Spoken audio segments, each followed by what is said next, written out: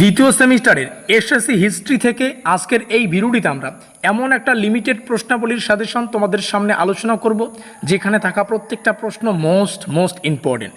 SSC হিস্ট্রির সম্পূর্ণ syllabus থেকে একদম পরীক্ষা নিরীক্ষা করে মাত্র 15খানা প্রশ্ন শেয়ার করা হবে।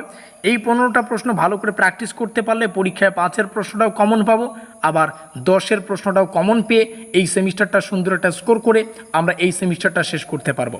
ভিডিওটির আগেই একটা ডিসক্লেমার দিয়ে রাখি, দেখো একটা বড় সিলেবাস থেকে লিমিটেড সাজেশন তৈরি করতে গিয়ে অনেক প্রশ্নই কিন্তু আমাদের বাদ দিতে হয়, যেগুলো স্পেশালি পরীক্ষা নিরীক্ষা করে আমাদের মনে হচ্ছে এগুলো তোমাদের পড়া উচিত, সেগুলোকেই কিন্তু এই লিস্টে রাখা হয়। তবে এটা মনে রাখো, যারা পুরো সেমিস্টারে কোনো কিছু পড়োনি, কলেজের ক্লাস পর্যন্ত করোনি, সিলেবাসে কী রয়েছে সেটাও জানো না, তোমাদের জন্য এই সাজেশনটা কিন্তু একদম বেস্ট সাজেশন। তবে হ্যাঁ, যারা পরীক্ষার সামনে লিমিটেড প্রশ্নাবলী খুঁজছো, কারণ আমরা সেমিস্টারের শুরু থেকেই কিন্তু নোটপত্র প্রদান করে আসছি, যারা নোটপত্র নিয়েছো তোমাদের জন্য স্পেশালি এই কথাটা বলবো, আশা করি নোটপত্র পড়ে তোমরা পুরো সিলেবাস ক্লিয়ার করে নিয়েছো।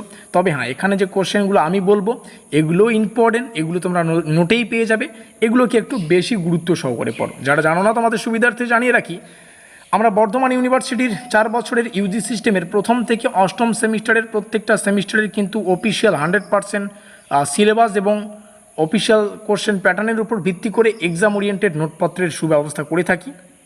তুমি যে কোনো সেমিস্টারেই পড়ো না কেন, যে কোনো সাবজেক্টই তোমার থাক না কেন, একদম পরীক্ষা নিরীক্ষা করে তৈরি করা নোটপত্র আমাদের কাছে পেয়ে যাবে। তো যাই হোক, নোটপত্রগুলো সংগ্রহ করার জন্য আমাদের যে অফিসিয়াল যোগাযোগ নম্বর 7384041536, এখানে যোগাযোগ করে নোটপত্রগুলো সংগ্রহ করতে পারো। আচ্ছা, আর তৃতীয় সেমিস্টার এর পরের নেক্সট সেমিস্টার আর একটা নতুন সেমিস্টার মানে নতুন লড়াই, আর এই লড়াইয়ে জিততে গেলে আমাদের সত্যি সেমিস্টারের শুরু থেকেই পরিশ্রম করতে হয়।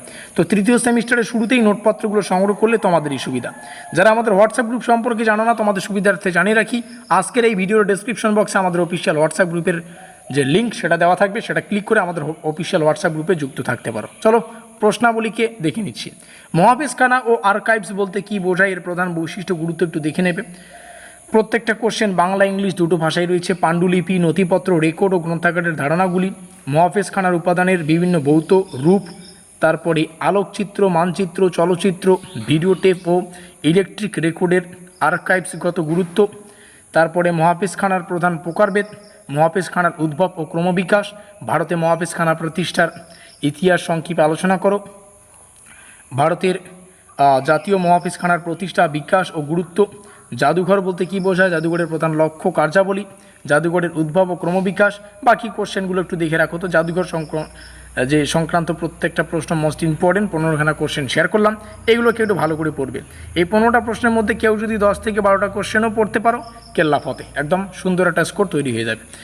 তবে স্পেশালি যদি কেউ সময় পাও, 10 নম্বরের প্রশ্নগুলো একটু দেখে নেবে, মোটামুটি 10টার মতো কোশ্চেন রয়েছে, সময় পেলে একটু জাস্ট দেখে নেবে। তবে হ্যাঁ, এগুলো প্রশ্ন উপরেই যে সমস্ত কোশ্চেনগুলো আছে, জাদুঘর তোমরা উপরে যে পড়েছো সেগুলোই এখানে রিপিট করা আছে, তবে সাথে 2-1টা কনসেপ্ট যুক্ত করা হয়েছে। তো এই হচ্ছে পুরো গল্প। এখন একটাই কাজ, চ্যানেলটিকে সাবস্ক্রাইব করে দিয়ে আমাদের সঙ্গে থাকা, হোয়াটসঅ্যাপ গ্রুপের লিঙ্ক ডেসক্রিপশন বক্সে, সেখানে ক্লিক করে আমাদের হোয়াটসঅ্যাপ গ্রুপে যুক্ত থাকা। তৃতীয় সেমিস্টারের, এখন তো সেকেন্ড সেমিস্টারের নোটপত্র সংগ্রহ করলেও তোমরা পড়ে শেষ করতে পারবে না। যাই হোক, নোটপত্র নিয়েও যদি 2-1টা কোশ্চেন বা 2-1টা পিডিএফ পড়তে পারো তবেও ভালো হয়, কারণ নোটপত্রে তো 2, 5, 10 সব ধরনের প্রশ্ন উত্তর থাকে, তো তোমাদের অবশ্যই সেটা কার্যকরী হতে পারে। আর তৃতীয় সেমিস্টারের শুরু থেকে নোটপত্রগুলো সংগ্রহ করলে তোমাদেরই সুবিধা হবে। যোগাযোগ নম্বরটা দিয়ে রাখলাম। ভিডিওটিকে শেষ পর্যন্ত দেখার জন্য অসংখ্য ধন্যবাদ।